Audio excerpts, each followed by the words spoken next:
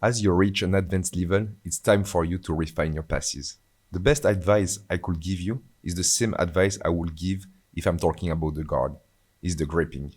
I need to get rid of every grip of my opponent and be in a neutral position in front of him where I and only I will decide what kind of passing I'm going to use. Not what kind of passing I'm using in function of what kind of guard is using.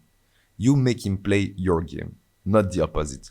This concept is one of the most important and easy to understand, but one of the hardest to apply.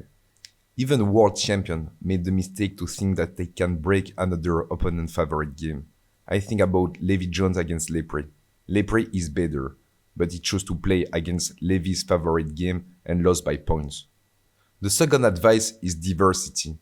Passes are for me divided in different categories.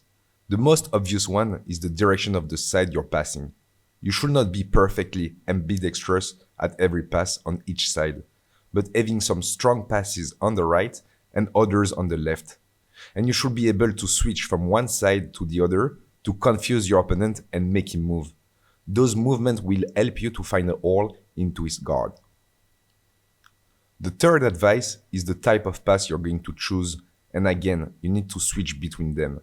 When I'm talking about the type of passes, I mean pressure passes, dynamic passes, aerial passes, quick passes, and sometimes a specific pass overlaps between different categories, like a knee slice with pressure to a long step with speed.